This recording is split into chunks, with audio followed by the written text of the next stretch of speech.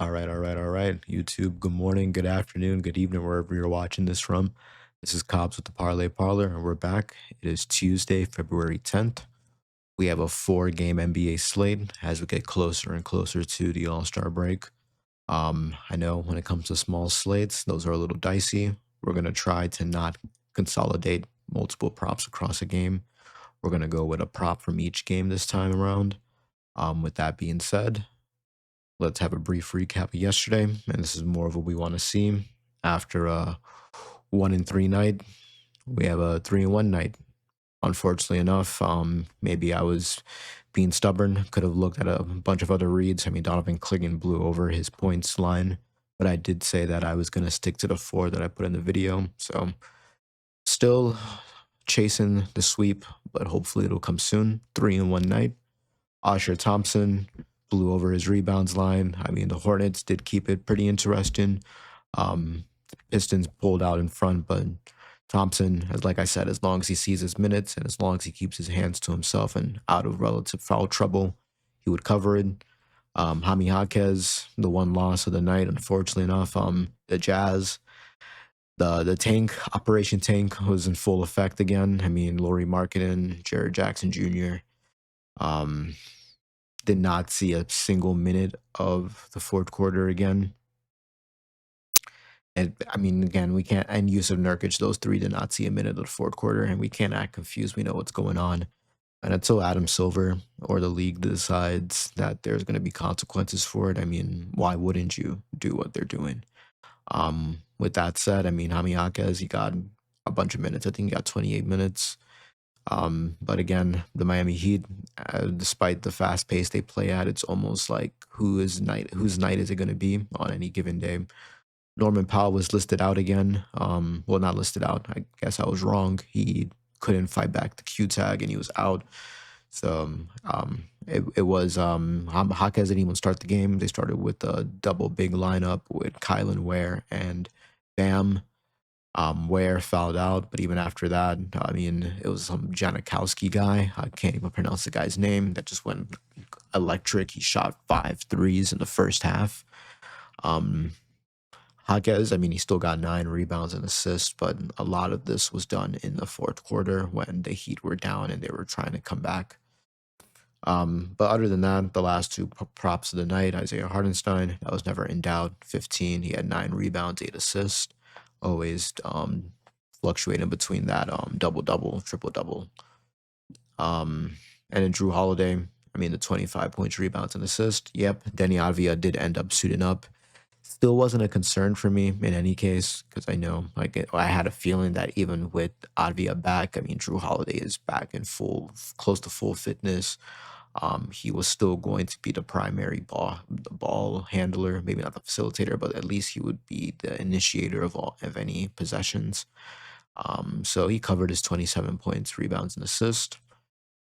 Sucks to not get a sweep, but again, hey, it's good to at least flip over what we did on Sunday. We had a 1-3 night, but at least we came back with a 3-1 night. Let's keep it going with another positive night to keep us in the green. That being said, we are going to go off to New York where we have the Pacers facing off the Knicks. And the first prop of tonight is actually going to be an under on a rebounds and assist. I tend to not ever take unders on rebounds and assists because I usually like to take players that are high energy, high volume, high utilization. And with all that being said, I mean, this guy that you're looking at, Josh Hart, kind of fills the check boxes for every single one of those metrics that I just said there. So this is kind of perplexing as to why I would be taking this.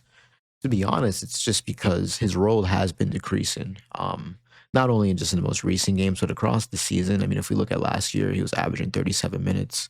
This season, that's gone down by 7 minutes. Of course, Mike Brown, Tom Thibodeau, there is going to be more rotation. But even if we condense it down, it's starting to shift down even more below that. Last 10 games, 30 seconds below, but that last 5 games, he's seen only 27 minutes. Yes, some of these were blowouts against Washington, blowout against Detroit, and relative blowout against Boston. But still, this is a line that it has gone up in comparison to what his season total is. Yes, you still have Josh Hart, who is going to give you a lot of energy. But there was one thing that I did recall.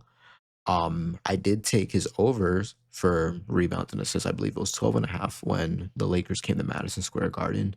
And the notion was that with I guess with the occasion that and the intensity of the game that Josh Hart would be able to would impose himself there. I was completely wrong. And I guess I'm kind of flipping what I went with that notion here against the Pacers because there's not necessarily a star that will need to be covered in terms of the defensive setup for the Pacers. I mean, with Tyrese Halliburton out, it is kind of Siakam's team and Nemhard and whoever decides to impose themselves on any given day. There is the questionable tag on Zubac. If he does end up suiting up, I mean, either in case it would be him or Jay Huff against Karl Anthony Towns. Mitchell Robinson isn't playing. He's injured, so this will just increase the minutes that Towns will play. Not really too concerned about Anunoby. Hopefully he does end up playing. I know he hasn't played in the last couple of games. I think it's been 3 games he's been out. Yeah, he hasn't played since the game against the Nuggets. But I just think in terms of the assist, I wanted to initially take an assist line of under. It dropped instantly. It opened at 5. I loved it. I went to sleep. Unfortunately, I woke up and it went down to 4.5. Because this isn't the Pacers aren't necessarily the type of team that will allow Josh Hart to have the ball in his hands enough times to facilitate a pick and roll, or to drive and kick out. Um, they have very still without Halliburton, and this is essentially a rebuild year or just a maintenance year for them. They still have pretty imposing wings and Nemhard on the perimeter that can defend. And a lot of Josh Hart's assists do come into those drives into the paint, and then he kind of dishes off, or he's kind of at the top of the key, and they're kind of playing like this ring around the rosy passing game. Of course, Josh Hart can still get assists like that, which is why I think they dropped his line from 5.5 to 4.5. But in terms of the opportunities for that, when you look at the hierarchy for the Knicks, it's simply going to be Brunson, then maybe Hart, but it'll be Brunson and obviously Towns facilitating that, and then maybe actually McCall Bridges before Josh Hart gets into that metric for especially for an assist line that was 5.5 at 4.5. I don't really want to play with it. So I'm leaning towards the rebounds. I mean, he has a 9 rebound line, obviously because Mitchell Robinson is out. So in terms of the front court presence, it is going to be, oh, and potentially if OG doesn't play, it would obviously be Cat. It would be Cat. I think Diawara would probably be the option, and then Bridges, and then obviously Hart would be supplemented in whatever he can contribute there. But still, 13.5. It's above his season total. The over, yes, is juiced at minus 130, 129, 130. And honestly, these are lines that I tend to take just because the matchup seems to be there. Yeah, so I'd be like, oh yeah, the Pacers are second from bottom team in the league from rebounds. Yeah, of course, because there's not really much going on for the team in general. Right before the All-Star break, I mean, Josh Hart's minutes, of course, in blowouts and relative close games have been dropping in general from last season. I mean, yeah, so this was last season. I would not be taking this line. This season, the opportunities just aren't there for him. He's not seeing the minutes. I mean, the spread itself, it's a 12-point spread. I mean, I think have the Knicks and Pacers played each other yet this season? Yeah, they played one time this season in Indiana. I mean, it was a 14-13. I mean, they covered the spread, but I think again, that was earlier in the year before I guess the Pacers had bottomed out. Obviously these are always competitive games. It's at Madison Square Garden now. 12-point spread. The books are implying that this could get out of hand for Pacers pretty soon. Josh Hart, for him to get 14 rebounds and assists in what could be an implied blowout, I'm not too confident in taking that. And again, if we go to props madness, I mean, we're seeing a lot of red.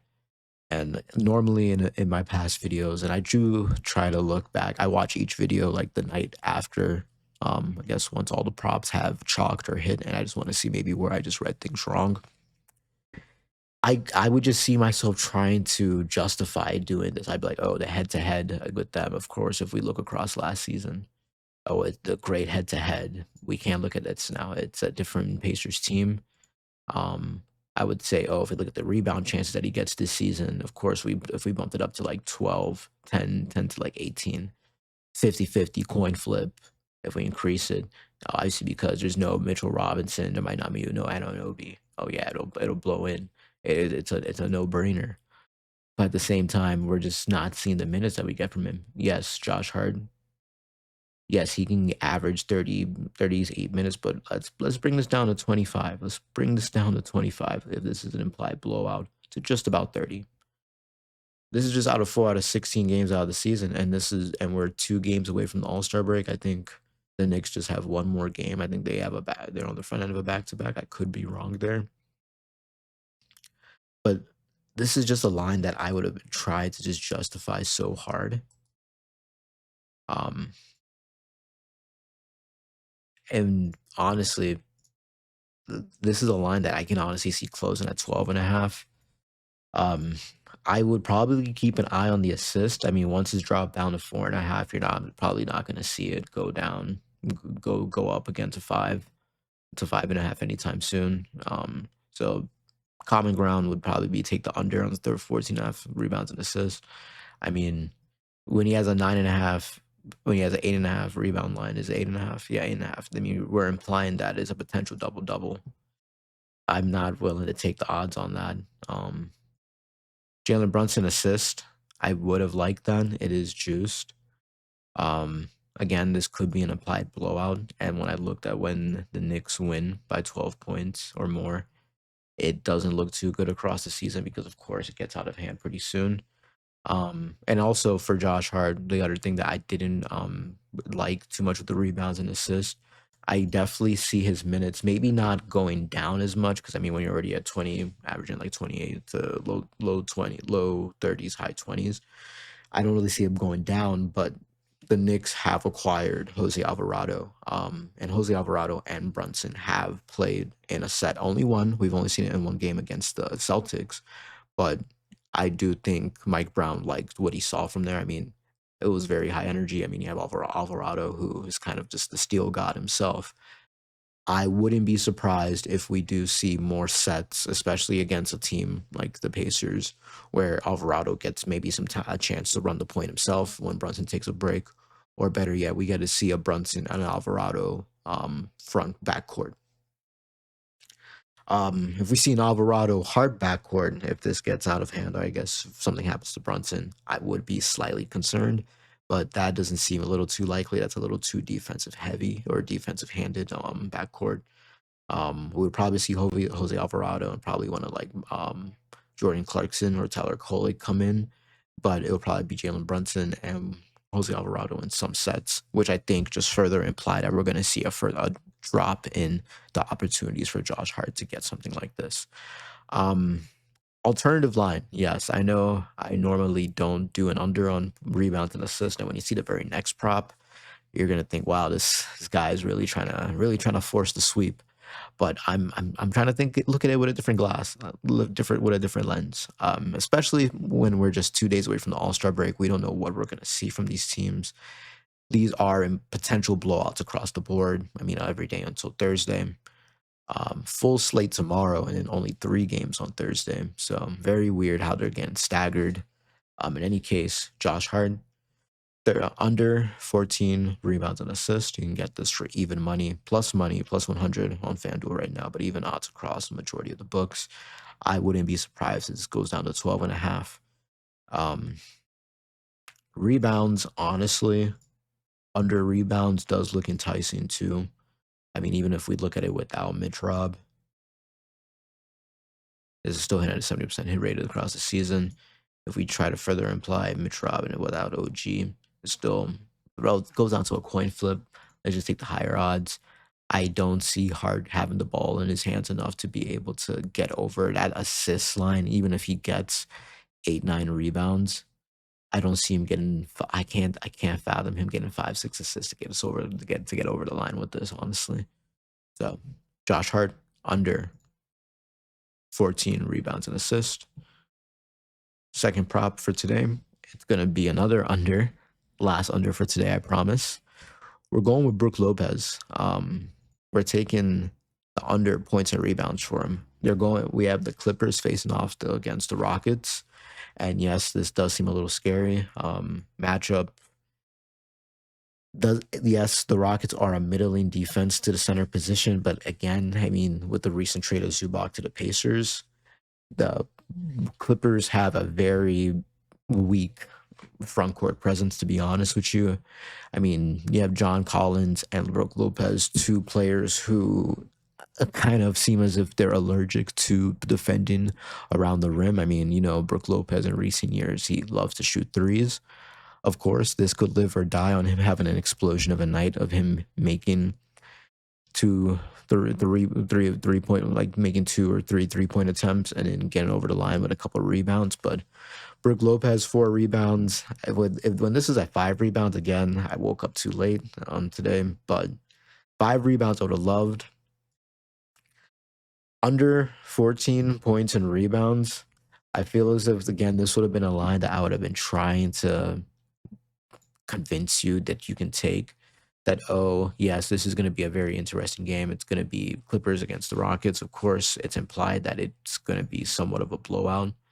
Well, not a blowout, but the Rockets are a 7-point favorite.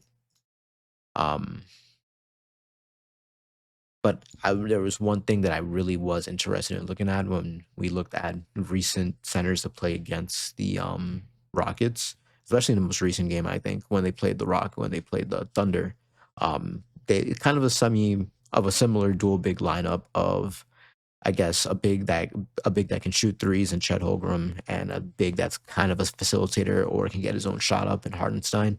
Again, I'm making a very rough comparison here between John Collins and Brook Lopez to Chet Holmgren and Isaiah Hartenstein.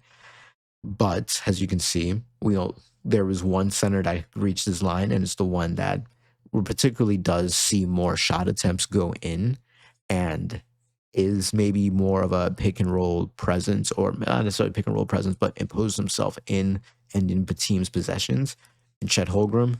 And then, yes, while Hartenstein did flirt, and I just took him for his rebounds and assists, his very last game and the game before that, he flirted with a triple-double himself.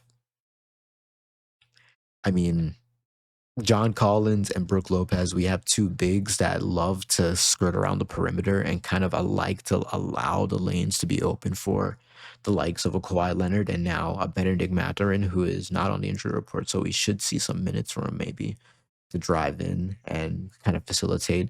Yes, there is the risk that with Kawhi and Benedict Mathurin driving into lanes, that there could be the kick out option to Brook Lopez to get to knock down a 3 or 2. But I think the matchup of either Jabari Smith or Alfred Sengun or even Tari Easton, if they decide to put him out there across the wings, and then even if they even in the backcourt of Amin Thompson and Taro Easton, I just don't see this being a game where Brook Lopez can be able to hit this line. Of course, if you look head to head, it doesn't look too compelling because these are 2 games when he was with the Bucks. I mean, you have to just look at the field goal attempt. He took 15 and 10 shots when he was seeing a lot more minutes. Yes, maybe we will see an uptick in minutes now because Zubac is gone. But still, when we look at the shots that he's taken up, he's only taken 5 shots. If we look across his last 10 games, he's still taking up 5 shots to 12. That wasn't not a blowout, but there was no Sabonis. And I think that Yannick Hauser guy that people love didn't see as much time. But he's still only averaging like 8 shot attempts. I mean, across the season, he's taken 6 shots, last 5, 8. Yes, there's no Zubac, so maybe he gets more opportunity.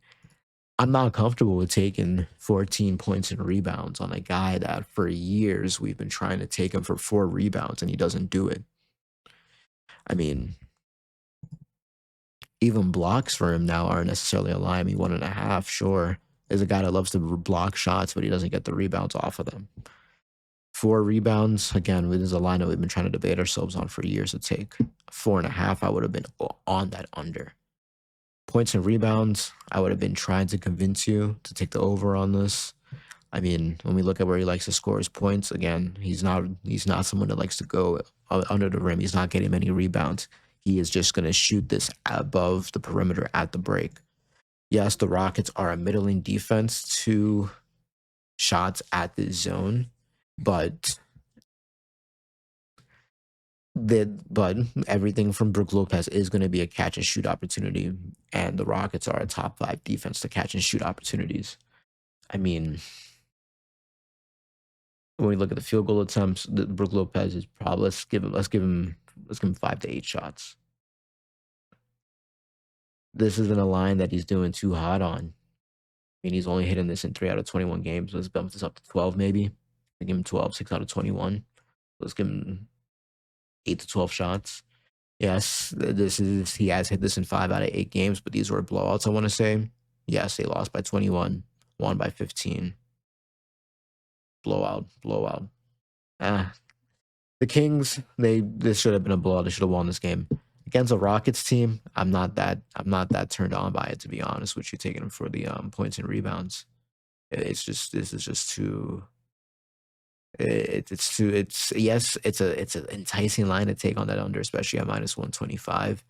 I'm taking the under on the other to take the over at -125. I'm taking the under at close to plus money.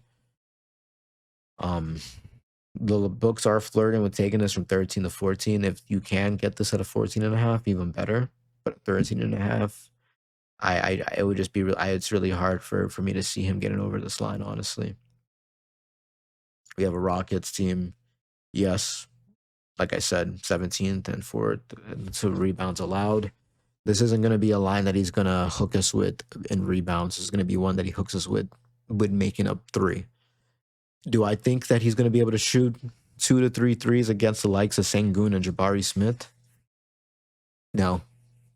Yes, he'll be left alone sometimes, but even then, this is hard. This is a hard line to get onto the over, to be honest with you.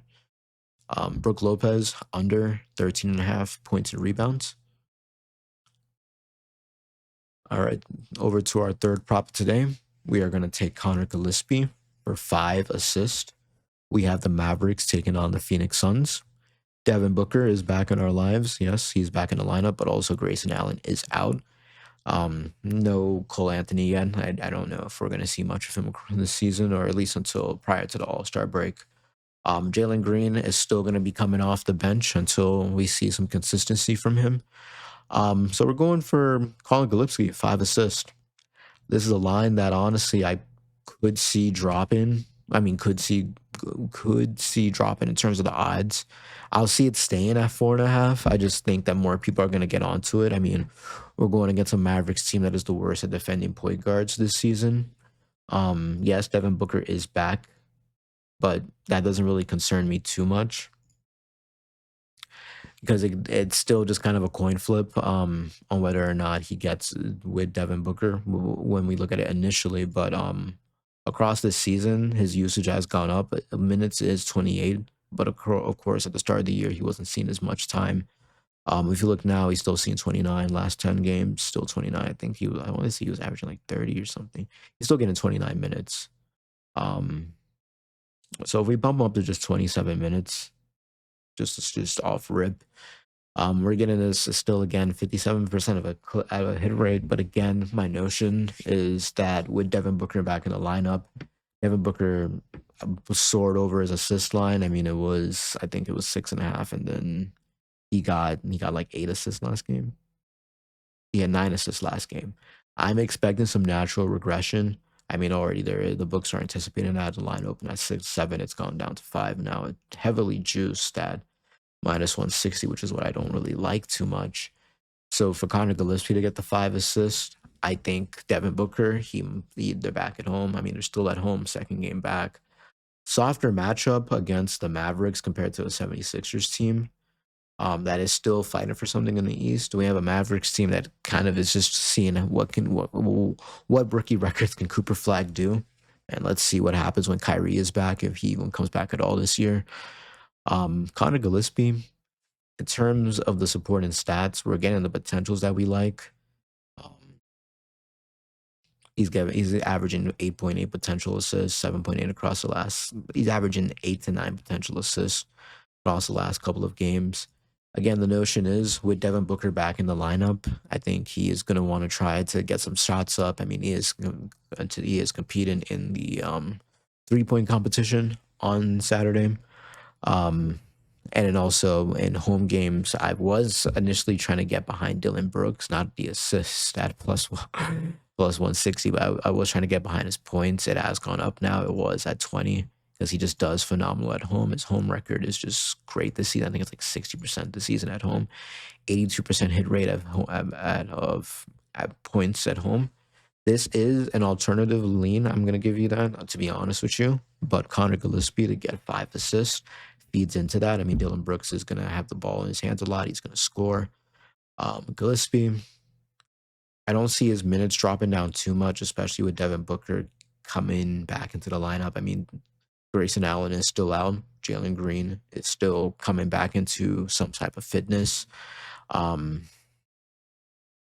Really not too concerned about the 5 assist line at plus money. When we look at where he likes to get the majority of assists at, directly at the rim. Again, Dylan Brooks, who likes to do a lot of his scoring from a plethora of areas. Devin Booker, who is back, who likes to score from everywhere. Connor Gillespie to get 5 assists. I mean, if you want to, you could take the 4, but at that point it comes juiced at minus 200. Take a risk. This card is full of risk today. Hopefully, I mean, I have not had a goose egg yet. Hopefully I don't come at you with a goose egg tomorrow morning. Maybe a little bit aggressive, trying to get some value back. But I mean, when we look at the potentials, he's averaging this season, like I said, let's give him 7 to 9 potential assists. He's covering this in 66% of games. I mean, if we want to look at home splits, I'd rather not look at home splits, to be honest with you. If you want to, 7 out of 11 home splits. Head to head, he's covered this assist line in the one game he's played against Dallas this season.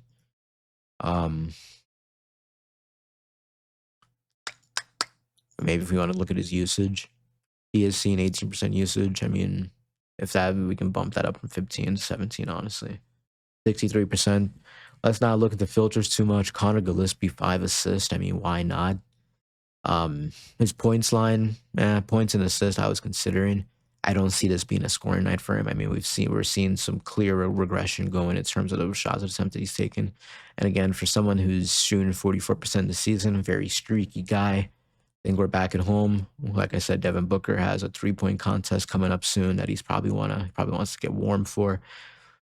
Is Devin Booker in the 3-point contest? Let's fact check that before I look stupid.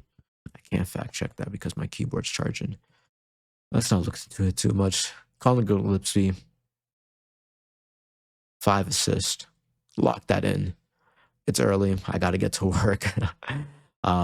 Last prop of today. We're going back to Devin Vassell. Rebounds and assists aren't available anywhere yet. PrizePicks, I don't have PrizePicks available in my states, and I don't necessarily like pick-em apps or prediction markets. So we're going to go for the rebounds. 4 rebounds. I'm seeing this at plus money, but I'm seeing some deviation across the books. FanDuel, DraftKings and Caesars seem to be the only ones that are valuing this at plus money.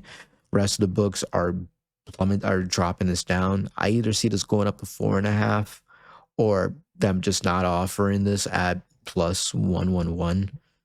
At plus money, it's just going to drop. Matchup, I mean, we have a Lakers team that's a mid-lane matchup to the small 4 position. Castle probably does come back into the lineup.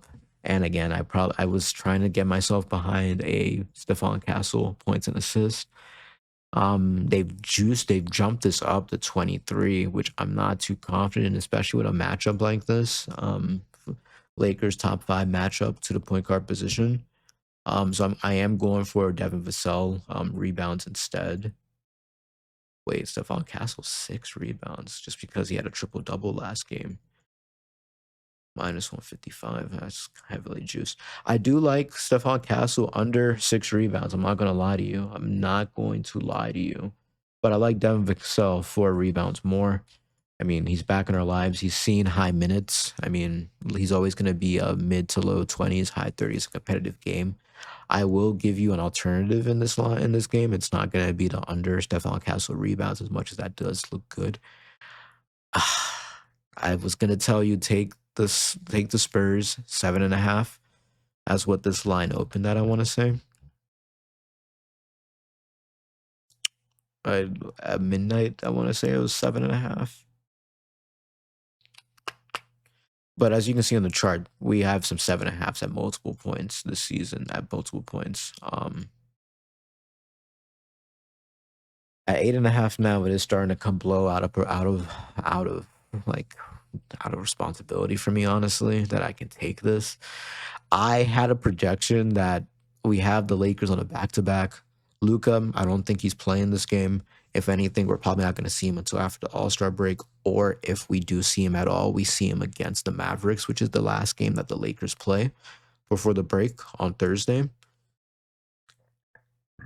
I would be surprised if LeBron plays on a back-to-back again when they play another game on Thursday.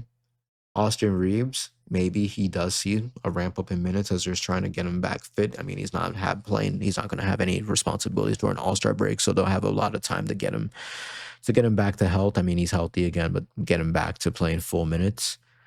I was really behind the Spurs minus 7.5. At minus 8.5, either this is just market reaction to a lot of people thinking with my same rationale. I'm starting to get pushed away from it. When you get into double digits, then I start to get concerned. I need to see a confirmed LeBron will be out, a confirmed Austin Reeves will be out or rested. Luka, I'm okay with taking the risk. I don't see him playing this game. I mean, you don't want to take any risk with a hamstring strain this close to the All-Star break, especially with a Lakers team that has it all to play for. 8.5 is steep. If you get a confirmed that LeBron is going to be rested, or anyone else from the Lakers that played against OKC, but then at that point we're probably going to see this balloon into double digits win, and then it's a stay away spot for me. So Devin Vassell, 4 rebounds. I feel as if I've talked about other props that I've wanted to take besides the one prop that I've had lined up for it.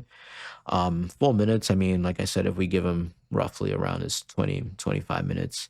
And again, with that spread, if it balloons into double digits, it's a trap, to be honest with you. Um, Across the last 10 games, I mean, 80%, last 10, 70. Across the season, again, and at the start of the year where there was some foul trouble that came into it. I think at the start of the year, I don't think Wemby played as much at the start of the year, or Wemby had like a break here, which caused like Champagne to start getting a lot of rebounds, and then Vassell missed some time himself. But if we look at more recently with him back into the lineup, he's getting full minutes again. The rebound opportunities are there. I mean, if you look at small fours who go against the Lakers, the ones that play a substantial amount of minutes kind of cover that line. I mean, and even if they don't, they skate just around close to it.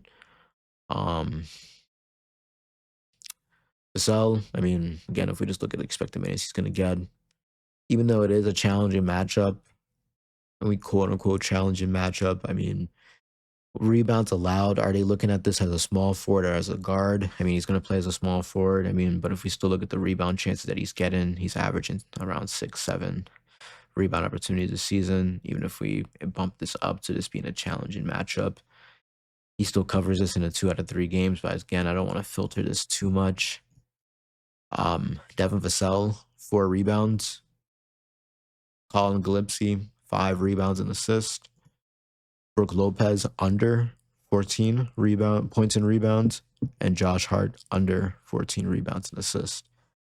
If you're still here after 34 minutes, I really do appreciate it.